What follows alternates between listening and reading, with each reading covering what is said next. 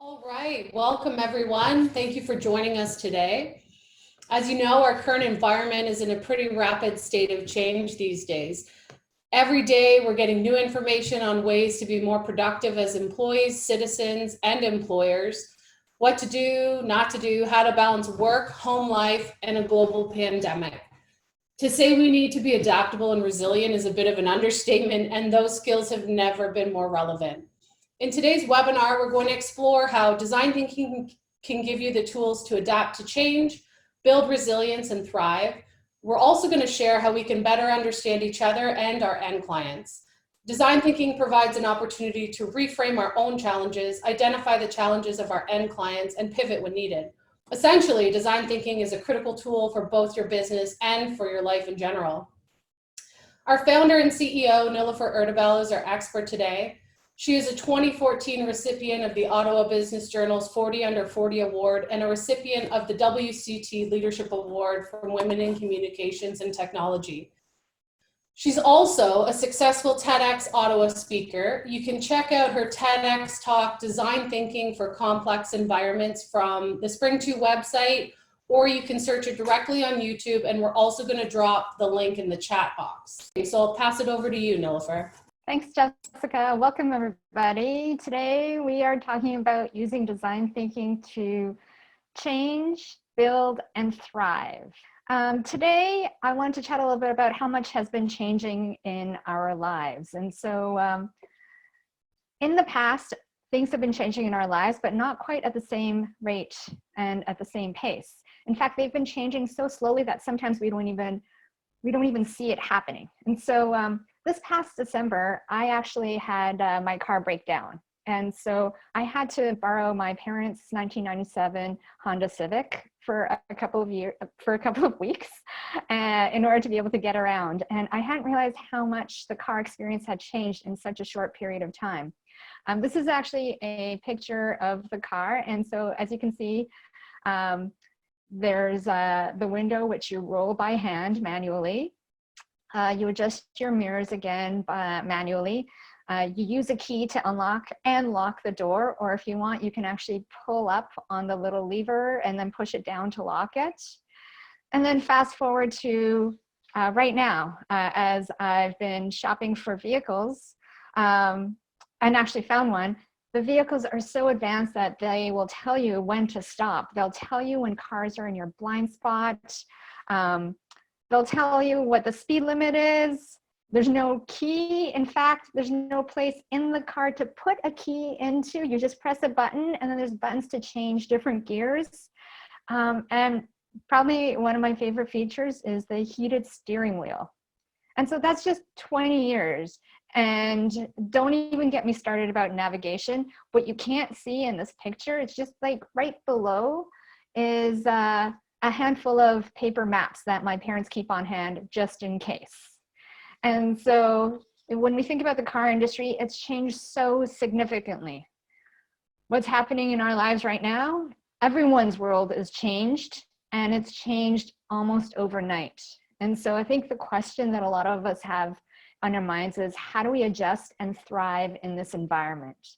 And a large portion of that is thinking about understanding your clients better, as well as understanding what you do, why you do it, and who you're doing things for. And that's going to be a huge advantage. Lots of things have been changing around our world, and it's really important to pull back and recognize how much our environment has changed. And so from working from home to the priorities that we have for work and in our personal lives.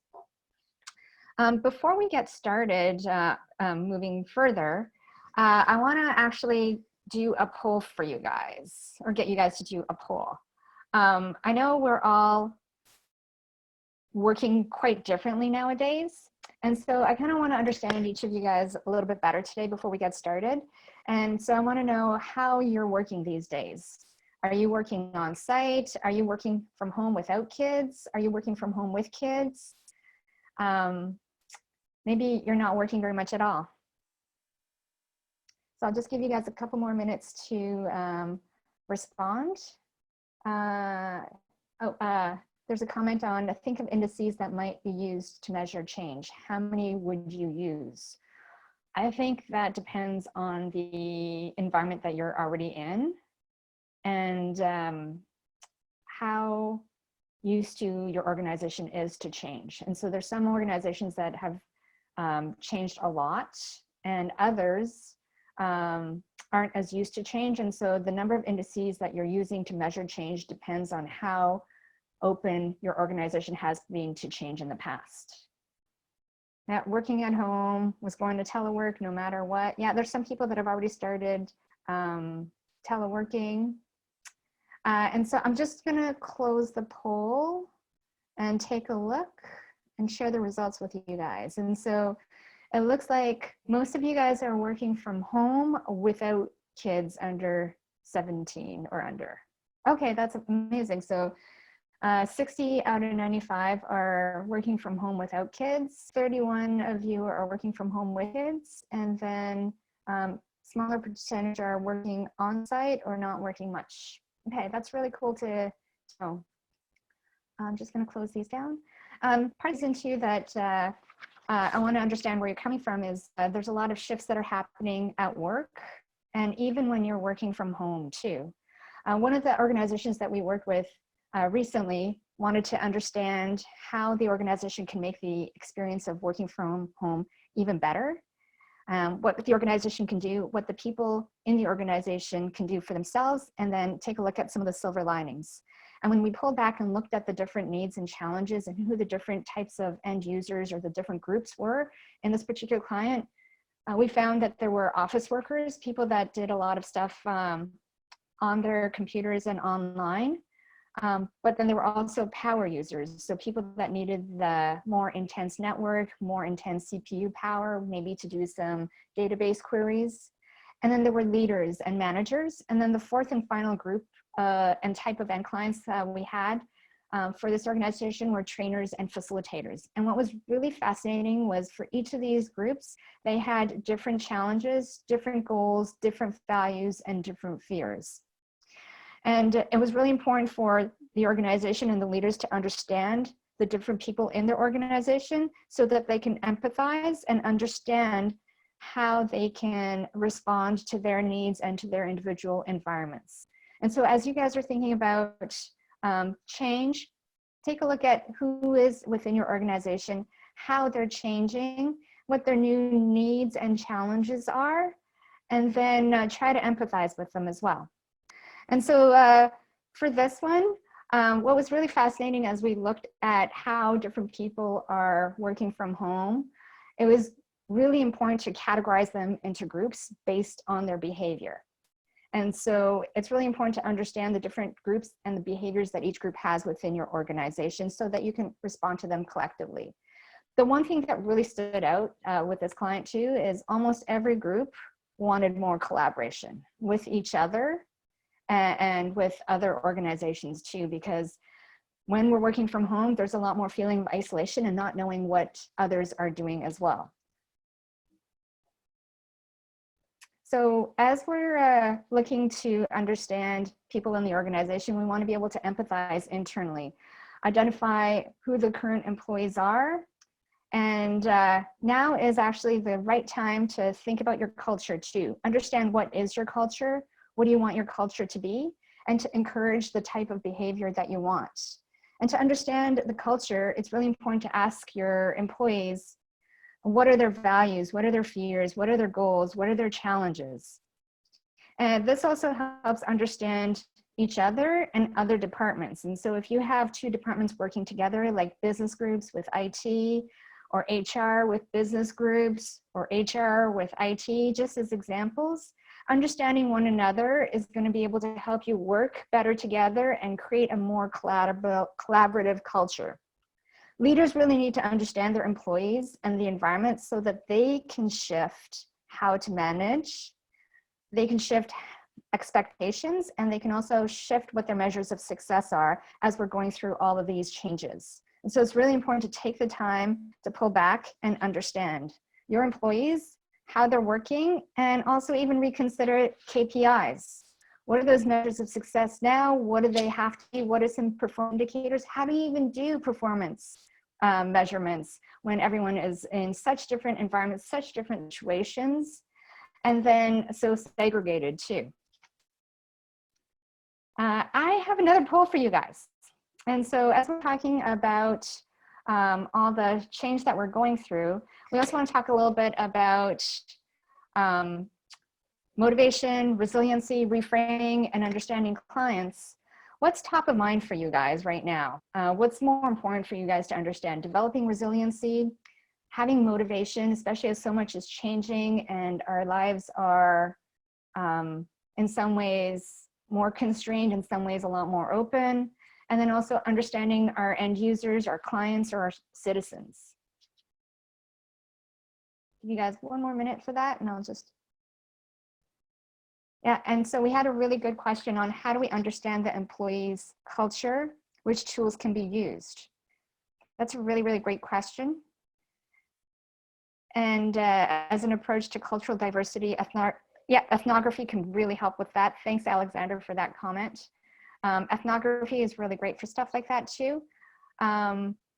It's really a matter of going in and understanding and identifying who the different groups are and how they behave. It's not necessarily based on organizational structure or department, it's based on behavior. And getting down to and understanding everyone's goals, values, fears, it's going to take you a long way in terms of understanding what that group within your organization values and what that culture within the organization is. And then once you understand what's going on, then you want to think about what you want it to be and then start shifting towards that. And so I'm just going to end the poll here. That's really fascinating. And so let me share the results with you guys. And so a lot of you guys are thinking about how do you develop resiliency? Close second and third are motivation, and then reframing, and understanding the end clients is a little bit lower down, and that's cool, that's great. And so we want to talk at first a little bit about motivation, especially motivation in times of change. And as I'm going through this, feel free to write down some notes and ask yourselves these questions as we're going through it, because I think it's really important to take time to pull back and reflect. Whenever we're struggling for motivation, especially in these times of change, we pull back and we think about and ask ourselves, what do you do? And then why do you do it? And so for us, for example, it's about helping our end clients break down complex problems into smaller initiatives, and also to be able to see things from different perspectives. What do you do and why do you do it? And it's not just about pulling reports. It's not about writing reports or briefing notes. It's why are the reports being created? What's the outcome that your organization is trying to create? What's the impact you're looking to have? And what are you looking to have achieved? And so what do you do? It's not just writing reports. It's about changing behavior, protecting organizations, protecting people, protecting citizens, helping businesses grow. So go back to what do you do and why do you do it? Second really important component of this, in order to understand why you're doing what you're doing and to be able to think about how to increase your motivation, is think about who are the people that you're trying to impact and who are the people that you're trying to create value for. So if it's providing IT services, you're probably looking at helping people working from home even better. Especially for government right now, public safety is huge. Helping people that have been laid off, businesses with reduced revenues, helping people that have lost their jobs that can no longer afford food. And so go back to who are the people that you're impacting and creating value for, and start trying to understand their perspective and the impact that you're having on them. And then think about how have things changed, and then how have your end clients changed? How have the people that you're trying to impact changed, and what do they now value? I don't know if you guys have noticed Cash is no longer king in a lot of ways. I'm using Interact or Debit a lot more. And recently on the weekend, I read an article about how the virus is changing our relationship to cash from the Globe and Mail this past Sunday. And people are starting to use cash, credit, and then digital literacy. And then so it starts to bring up how we're changing, how the people that we're supporting is changing, and then brings up new questions in terms of, do we need to reconsider issuing central digital currency in order to be able to control monetary policy? So how have the people that you're trying to support and impact changed, and what are they looking for?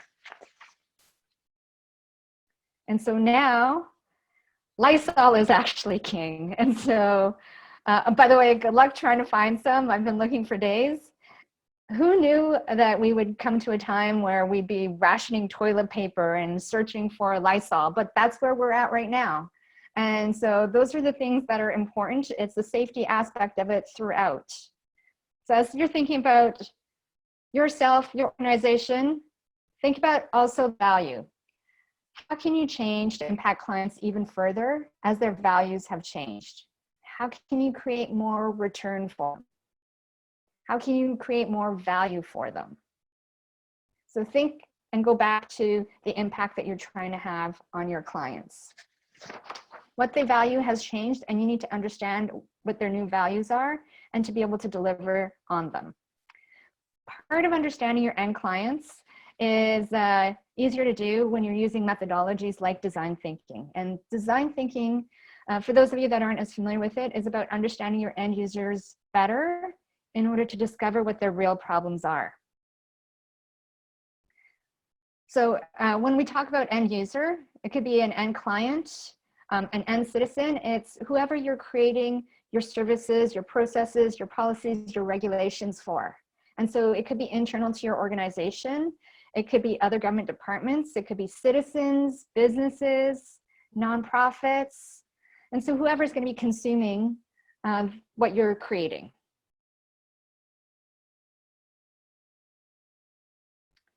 So as we're looking to adapt and embrace the new reality, design thinking is more important than ever because your clients have changed and everything needs to be reevaluated. What you knew about your clients before has shifted drastically.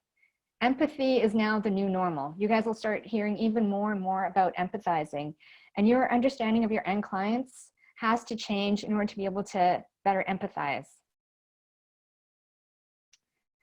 When we're looking at design thinking is actually a systematic approach that forces us to think about the full picture.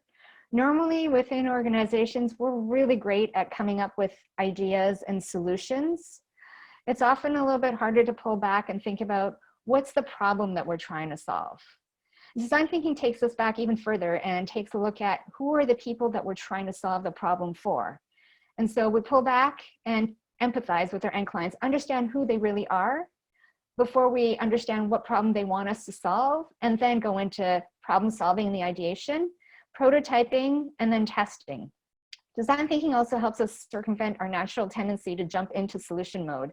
And we want to think outcome rather than output. And so what is the outcome that we're trying to achieve? We have multiple different ways of looking at design thinking, but what we found out that is really important to understand initially is what is the problem that you're trying to solve? What's that first problem you're looking to solve? And then from there, what are your measures of success? And so, for example, an initial problem is we want to understand citizens better, or we want to understand car drivers' needs better so that we can come up with new innovations for drivers. I'm sure somebody didn't come up with the idea of a heated steering wheel without understanding who are the different types of clients that are driving and what are their needs. And so the initial problem has to exist as well as a measure of success. In the public sector, measures of success are harder to evaluate, and so you really have to think about it. In the private sector, it's a little bit easier because a lot of the time it comes down to a financial component of it. And so as you guys are looking to do design thinking in your organization, think about what's the problem that you're initially trying to solve, what are the measures of success, and then go into the empathize phase, understanding who are your end clients and citizens, what are the problems that they want you to solve, and then go into ideation, prototyping, and testing. So understanding your clients in the new world. Rather than guessing what your clients want, to truly understand them better, you need to go out and ask them. And do it continuously, especially as things change. We've been just starting phase 1 of opening things up. And so it's really important to go out and actually talk to your end clients to understand what they now value, what they want, and what are the challenges that they want you to solve. Things have shifted quite a bit, even in terms of groceries. And so before, when I was out grocery shopping, I wanted to have good selection of produce. I was looking for the best prices, as fresh as possible. And now I want it safe. And I also actually want it delivered if possible, so that I don't have to go out, and also in stock, because for a long time didn't have the things that I wanted in stock, especially Lysol, and then selection. And if I had to add more stuff to this, I'd probably say I want masks, I want gloves, I want hand wipes, hand sanitizers. If I could, I'd take a full bodysuit. And so pull back and think about your end clients. How have they shifted in their behavior? Do the current policies, processes, programs, products, and services work now? I'm just going to check the chat. There's lots of great comments on, I usually start with empathize, then define the problem. Yeah, that's really great. And comments on, we do know our clients, did a survey a couple of years ago, no need to ask them anymore. Oh yeah, we get that a lot too, is especially with the organizations we've worked with in the private sector. They feel like they know their clients because they've done surveys with them in the past. But it's fascinating as you sit down and talk with them and recognize that they know their end clients have changed. They're just not going back out and talking to them. And then it's not just a matter of 1 or 2 people know the end client. It's a matter of, does everybody in the organization know the end client now? So as we're emerging from our current situation, recognize how things have changed, and then think about your mindset. What are you going through can be a threat and an opportunity. And so take a look at what are the opportunities in there for you, for the organization, and to be able to help the people that you're serving. Another mindset is, what are you doing to understand your client's new mindset? And what is the outcome we want to achieve? It's no longer output driven, but it's about the outcome that we're trying to achieve. So as we're looking, we talked about empathizing internally for employees and for culture. There's also an opportunity to empathize with citizens. And so think about who are your current clients and their current needs, and understanding what's happening to your clients, understanding your clients' clients as well. And so if you're providing services to other government departments or even internally, there's ultimately a citizen or a business that you're looking to help solve a challenge. So try to understand who those end clients are and empathize with them too. There's a lot of programs that have gone into place quite rapidly for citizens and for businesses. And I think taking just even a couple hours to pull back and segregate who those different types of groups were based on behavior and empathizing with them, I think would help out a lot more in solidifying how much and how organizations can help in these times of change. Especially as we're looking to open up things, are people ready for it? What are they valuing now as things are opening up? I'll just keep going through. And so as you guys are thinking about your end clients, there's some questions that you can ask to better understanding your clients. So who are your clients? And then who do you want them to be? Maybe you don't need to be serving the same group that you used to before. Maybe they've changed. Maybe it's a different behavior that you're trying to, your group's behavior has changed, and so you're moving on to a different group. How has your client's life changed? What are their challenges? What's driving your clients now, and what do they want and need?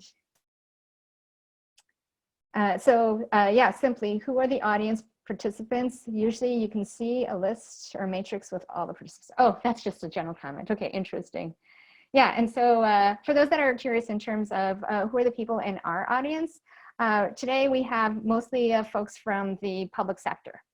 And so a variety of organizations. And so that's why I'm talking a lot about citizens. And so private sector is slightly different, but it's not all that much different because you're looking at who are your end clients, how have their lives changed, and what's driving your clients right now. And when you understand that, that's going to help out with motivation, that's going to help out with resiliency, and that's going to help out with reframing. And so as you guys are looking for increasing resilience, remember that resilience is developed while you're overcoming adversity. And so resilience is built as organizations pivot into new areas, adopt new ways of doing things, and keep moving forward. And it's built also through understanding when and where to pivot. And so this goes back to understanding who are your end clients and how do they want to change.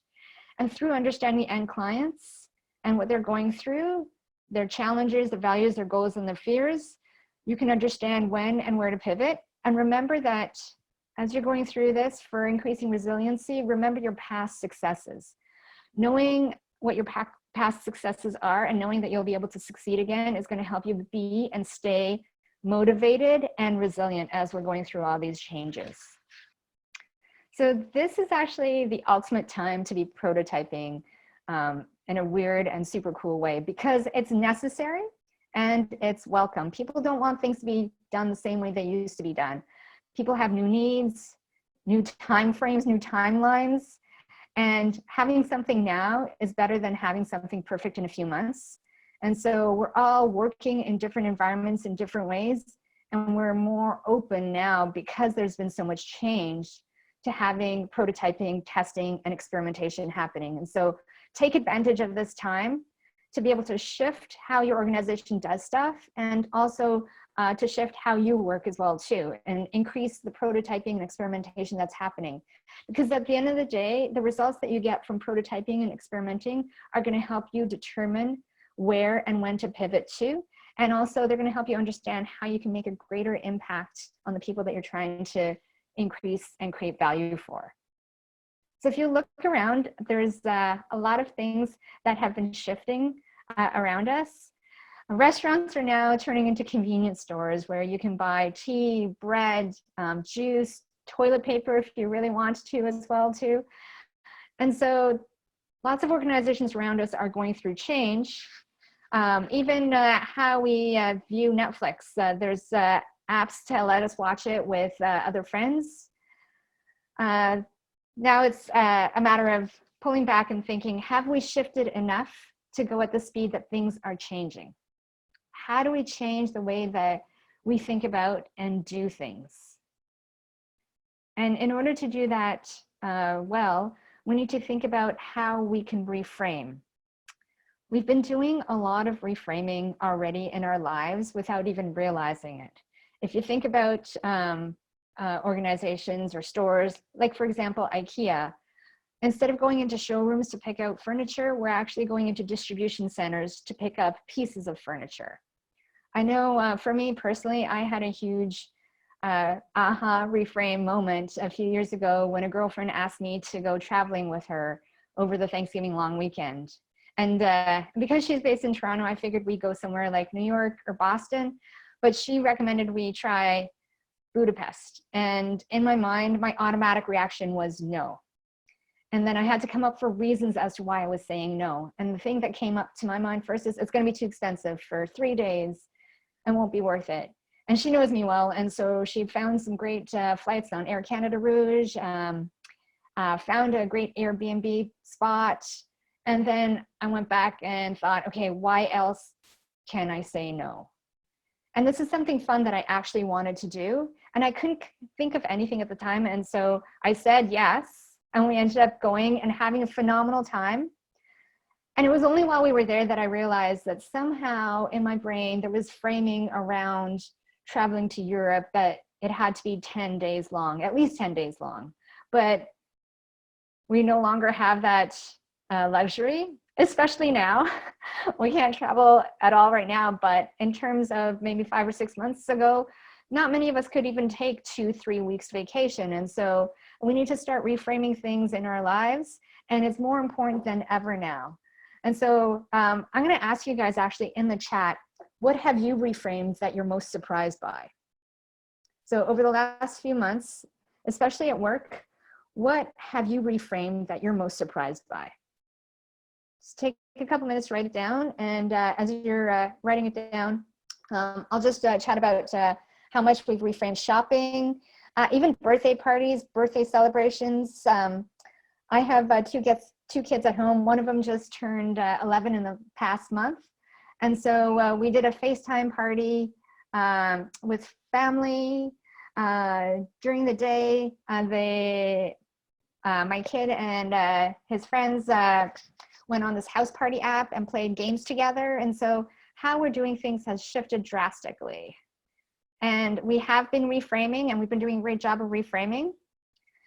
There's some really great thoughts here in terms of how you guys have reframed that you're most surprised by is creating time for self-care, yoga, reading, how you're communicating with coworkers, GC mobility. It's not about individuals, it's the whole government of Canada. The reframe around I don't need to meet in person to get work done. Reframing the scope of an advisory committee. Yeah, reframing downtime. Yeah, that's huge, especially now as we can't leave. How do you reframe downtime? Online training versus the need to be in a classroom with fellow participants and instructors. Yep. Teams greatly reframed approval levels. Yeah, working from home, how we collaborate, travel. Yeah, once we'll be able to travel, and how cautious we're going to have to be. And so it's also a good time to pull back and think about reassessing past failures too, and looking at how they might be reframed as well. And so what might not have worked before, you can actually bring back and see if it's working now in the environment that we're in.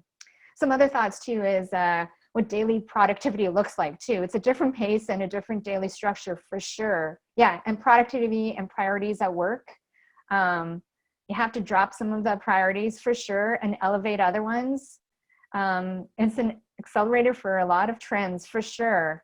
And so reframing weekly meetings, how you're doing them, how long they are. Now they're being held on video conference software. And so, yeah, reframing a concept of online meetings. Like, I'm not a big fan of actually being on video, but the more you do it, the more used to it you get in a weird way. And yeah, daily team check-ins, 75 focus on mental health. Yeah, and positive personal experiences too. Rethinking balance and self-care, relationships at work and at home, structure of the workday. Oh my gosh, yeah, structure of the workday too. The idea of can this be an email or does it have to be a meeting? Even more so now. And then how long the email is too, especially as we have some connectivity challenges. And then is there a point where too much change can be overwhelming for us? Oh, that's a really good question. I think we're there. I think we're at the point where there is a lot of change happening and it's overwhelming. But I think as you guys are writing your comments, I'm noticing that you guys have already started understanding how to deal with a lot of change. And that's through understanding what your priorities are and looking at the balance too, understanding how your day is structured, the balance between home life, work life. And so it's really pulling back and going, what are the top 2 or 3 things that really matter for me and for my work? And then how can I reframe things around my life in order to ensure that those things are happening? Those are amazing comments. Thanks, everybody. As we're looking at reframing too, think about what have you reframed and what are you most surprised by at work, which we just did.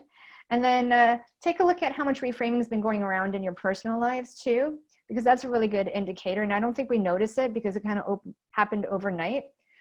Organizations like there's a business just outside of Ottawa that used to create alcohol like gin. And they've reframed what they do. Now they make hand sanitizer. Clothing companies are now starting to sell masks, and they actually have instructions of how to make masks on some of their websites as well too. Things are being reframed all over the place, reframing how we do things like even dating. How do we get ready for a virtual date? What are some of the activities that you can do? Making sure that you're on time, and how do you put new etiquette in place for virtual dating? There's all sorts of things that you could be reframing. So reframing from alcohol beverages to a chemical company, reframing restaurants to corner stores where you're providing supplies for pickup, restaurants that are donating food to frontline workers, so they're adding value to communities. Even things that I haven't seen as much happening, but things like gas stations going from self-serve to more full service, and being able to do grocery pickup at the same time too. So there's a lot of opportunities for reframing. When you're thinking about reframing, you should consider your mind frame and be open to doing those reframes, and consider the value you want to provide. What are you offering and how you're offering it too? Now people are a lot more open to offering things digitally. I haven't seen anything impact digital transformation as this has right now. People that weren't super keen on working from home now have been forced to do it. People that wouldn't have ordered food online, which includes me, are now ordering food religiously online because we've had to adapt, and we're much more open to reframing now out of necessity.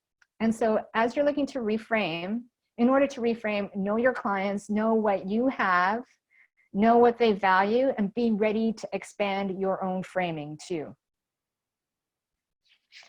So think about how can you reframe now within your organization in ways that you might not have been able to before. And I'm getting some really great comments in here on how some priorities have had to be dropped and others elevated, reframing the kids' education. Yeah, that's something we didn't talk about as much today either, is kids at home and their education, what it looks like, how to juggle work and education. And then there's comments here too on Canada needs to be better at reframing as companies and industries start to deteriorate. Yeah, there's going to be a lot of shifts that are happening as companies can't do what they used to be able to do, or can't do it in the same way or shape. And so reframing what they do, but also how government can help industries and companies as they're shifting as well too. And so think back, how can you reframe within your own organization? And as we're closing off, there's a lot to cover. And so we're touching on some of the stuff, but I want you guys to think about, what do you do and why do you do it? And remember, this is the best time in our lives to be making an impact. It's where we can do the most experimentation, when we can do the most prototyping, and there's more receptiveness to doing things differently.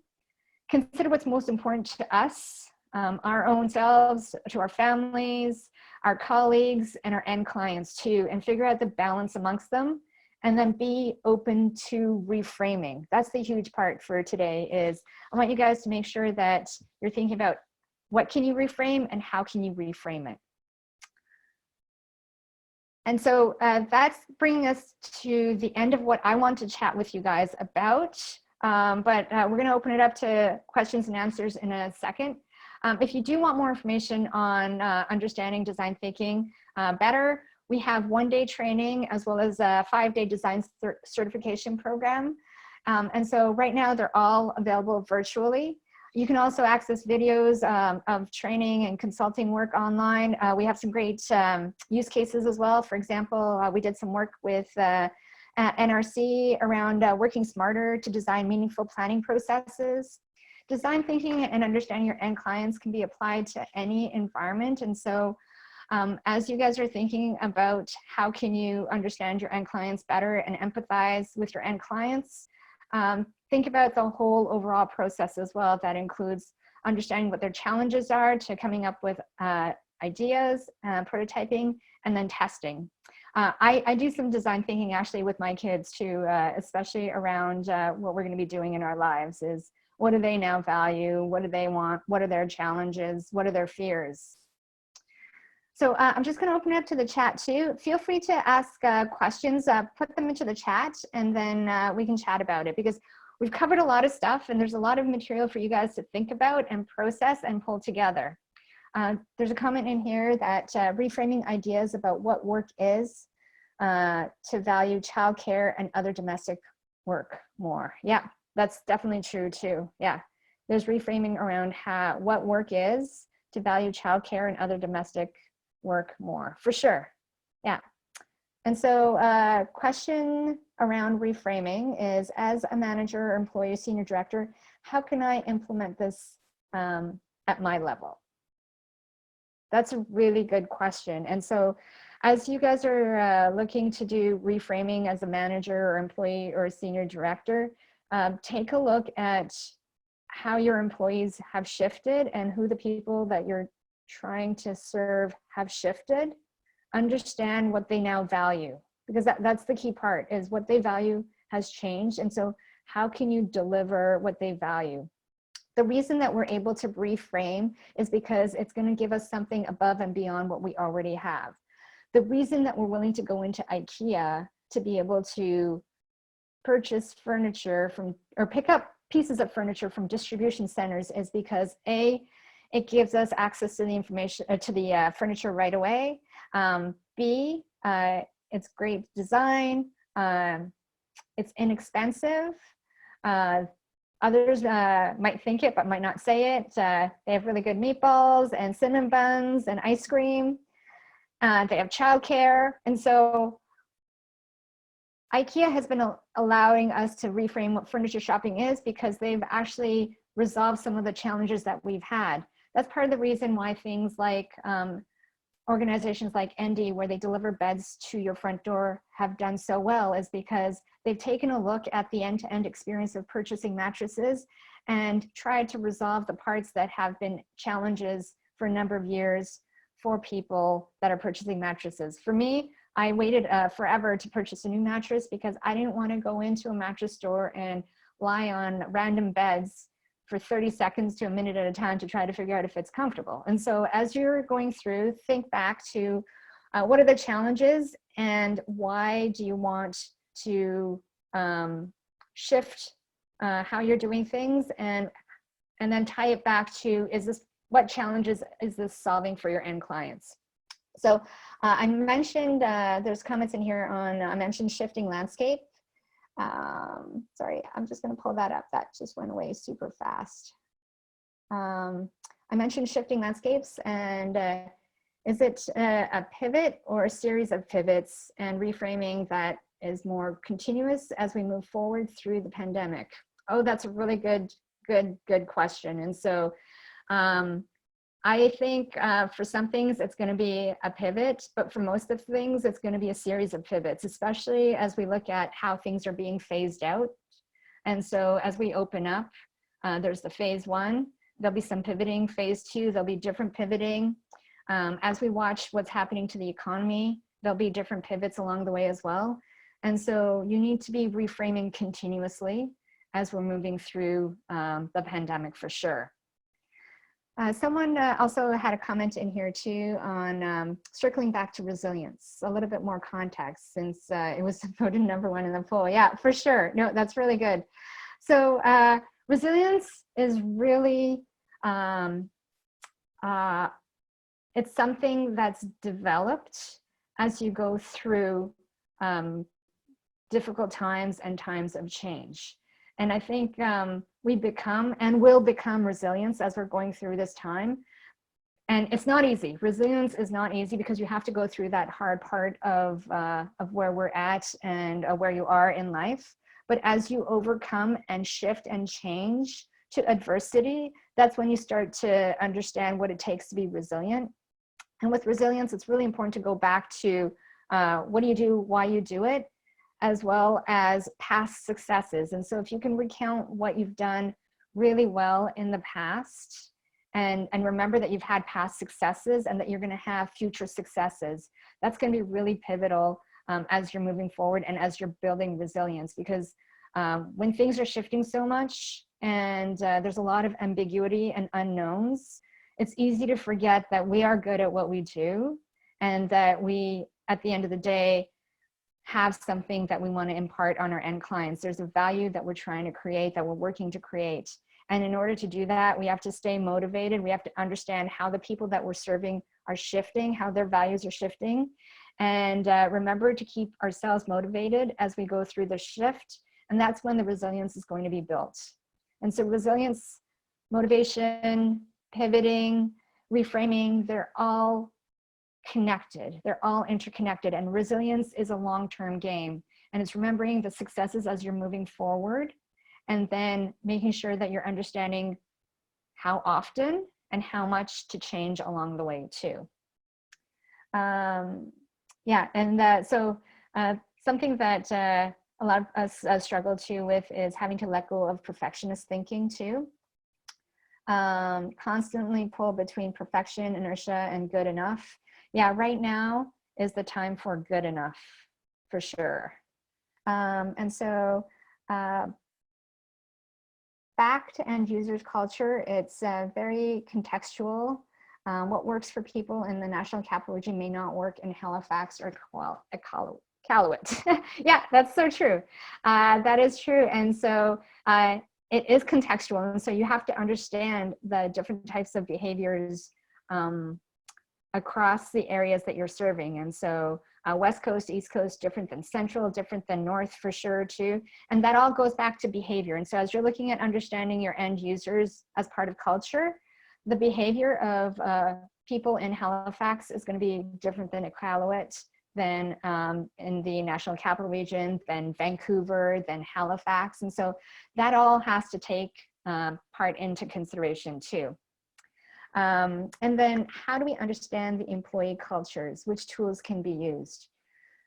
So for that, I would go back to developing personas. So in order to understand your employees' cultures better is to go back to the behaviors. What are the different types of behaviors in the organization? And that's going to give you an idea of what the employee culture is.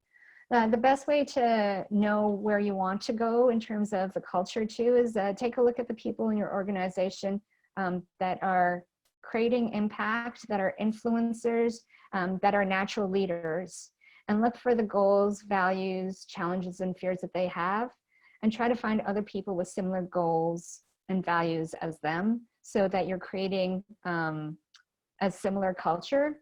Culture is really a challenging thing, especially as we can't see each other face to face as much and we're working a lot more remotely. You want to make sure that you're understanding the different people in there, and you're still encouraging diversity too. So there's some really good comments. More on here is how to keep management to allow these shifts and prototypes when the tide turns to being more risk adverse again. Ties well into perfection versus good enough. Yeah, that's so true, actually. And so iteration and agile is gaining momentum, but how do we ingrain this in our culture?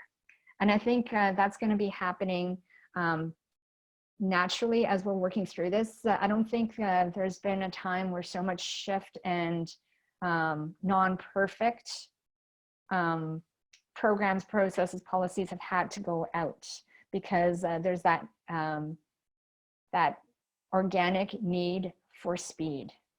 And so if we start to do this more and more, people in our organizations are going to start to get better and better at it. And even as we are in organizations that are risk averse, after we've had to do this for a year or so, they'll start becoming more accustomed to it. And so we as a society are shifting. And I don't think we're going to go back to the way that things have been, whether it's how we work or whether it's how we prototype. Things are going to continue to change a lot. And so as we're moving through and as culture is shifting and we're getting away from perfectionists rather to more creating value and creating outcomes, I think that's going to stick a lot more. And we want to make sure that we're continuing to do that as we're getting to a less ambiguous state. And so making sure that we continue to do that prototyping and testing continuously. There's also another question on what do you think about the ways of using design thinking for colleges, universities while going back to life after pandemic? That's a fantastic question. And so life after pandemic, I think there's going to be a lot of reframing that's going to happen for colleges and universities. And for that, it's also really important to understand the students and also the different programs as well too. Universities are going to have to rethink things like laboratories for engineers, for medical school. And so understanding what that end user wants, what do the students want, what are businesses and government going to want from employees as they graduate, and then making sure that universities are delivering programs and courses that are going to meet the students' needs as well as the employers' needs. Education is going to shift drastically as even elementary schools, high school students are going to be doing more virtual training, but what they need to know and the speed and the way that they do it is going to change. And that's in some ways, it's not necessarily a bad thing because students do learn at a different rate. And so it's shifting how we do education all around. At the end of the day, we have to go back to what's the outcome that we want to reach. And that outcome we want to reach is to have educated people in our organization that are adding value to society. And what's the best way to do that? And how can universities help us understand how we get there? One final question. I think, let's see how we're doing for time. Oh, we have time for a couple more. What is important in developing policies in this environment? That's a really, really good question, is on what's important for developing policies in this environment. I think it's that, again, going back to who are you developing those policies for? What are you trying to do with those policies? Is it a matter of creating safety for citizens, or is it a matter of encouraging a certain type of behavior? Is it encouraging economic well-being for our country, for our businesses, for our citizens? Go back to what you're trying to achieve through the policies. And then talk to the people that the policies are being developed for and what their state of mind is right now and what they think their state of mind is going to be in a year and 2 years. I think policies that are being put in place right now will need to shift going forward. And again, it's always going back to the people that you're trying to serve. How are they shifting as time goes on? And so if you're looking to develop policies, understand who are the different types of groups based on behavior that you're creating the policies for. And then the measure of success is what's the type of impact that you want to have? Do you want to increase economic viability? Do you want to increase safety? Do you want to increase standard of living? Do you want to increase the level of education? Keep going back to that. So your initial challenge is, what do we need to consider for developing policies? Your measures of success we just chatted about, and then who are the people you're trying to impact? And then from there, go out, talk to them and understand what their challenges are and ensure that your policies are hitting the challenges that they have or encouraging the type of behavior that you want them to have when you put the policies in place. And then again, it's iterative, so keep going back in there too. And then other comments in here that I might have missed. Perfection thinking helps to progress on the journey to mastery. Yep. And so we talked about understanding end users today. Keep in mind that as part of empathizing, there's different methods that you can use. Personas, empathy mapping, sometimes we call it unarticulated needs mapping. There's also journey mapping or experience mapping. These are all tools that you can use in order to better understand your end clients, whether you're creating a service, a process, a product, policy, or regulation. So I think I've covered most of those questions. As always, you can reach out to us, whether on from our website or emailing it to us. You can reach me, Nilufer, at Spring2 Innovation. Spring2innovation.com. And so there was also one other question: how will business analyst activities be impacted in this situation? Yeah, so I think that depends on which departments you're in and how you're working. But in terms of a business analyst, I think it goes back to the same thing too, is what's the current culture in your organization? who are the people that you're trying to serve, and then how can you deliver on that. Hope that helps. And if you're interested in finding out more about empathizing, reframing, motivation, building resilience, check out our virtual courses, our 1-day or 5-day certification. And thank you so much for joining us. Have a great day.